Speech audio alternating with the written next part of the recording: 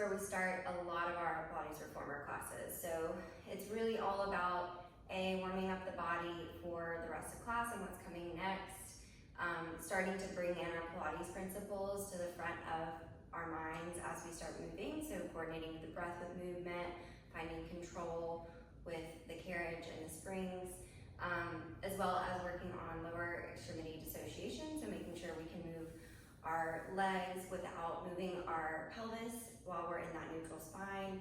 We get some hip, knee, and ankle mobility, as well as hip, knee, and ankle work. And then there's lots of fun variations we can play with to kind of have different focuses and different muscle groups. All right, so for footwork, you will cue people to go ahead and lay down on their back. Let's do your first set. And we'll start with the feet up on the foot bar. I'm going to start with heels on the bar about hip distance apart and find my neutral spine. So making sure we're not in that arched back or tucked tail, but right in the center. Take a big deep breath in through the nose. Exhale, ground through the heels and push the carriage out and away, lengthening through the legs. And then inhale, gently bring the carriage all the way back in. So that's the general movement pattern with footwork. We're just pressing the carriage all the way out, bringing the carriage back in.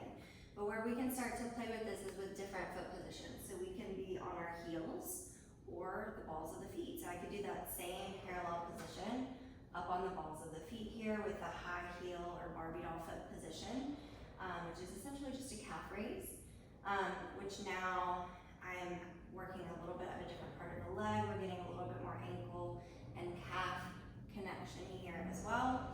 We can take a calf stretch at the top and do our running exercise where we just pedal through the feet.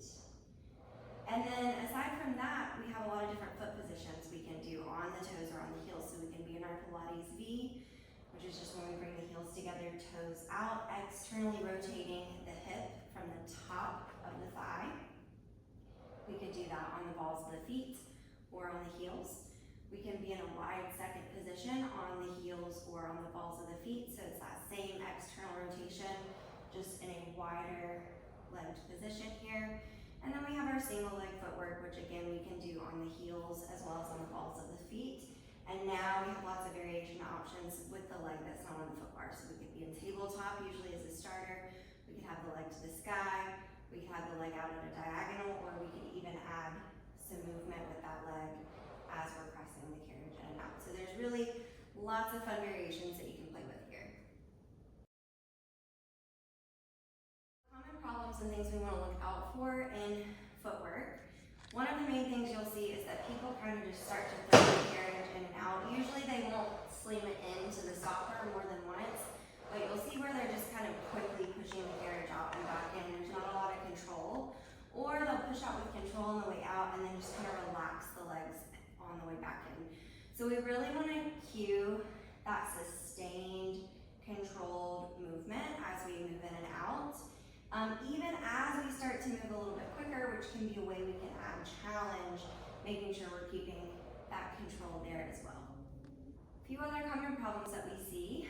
A is that people start moving the pelvis and the trunk a lot as they're pushing the carriage out. So you'll see a tendency to move into an arched position on the way out and a tucked position on the way in. I'm exaggerating here. But what we're really trying to do is dissociate the legs and the thigh bone from the pelvis. So looking out for maintaining that neutral spine here as you move the carriage in and out. And then lastly is people's lower extremity alignment. So just making sure that we're lined up from the toes all the way to the shoulders. You'll see people's knees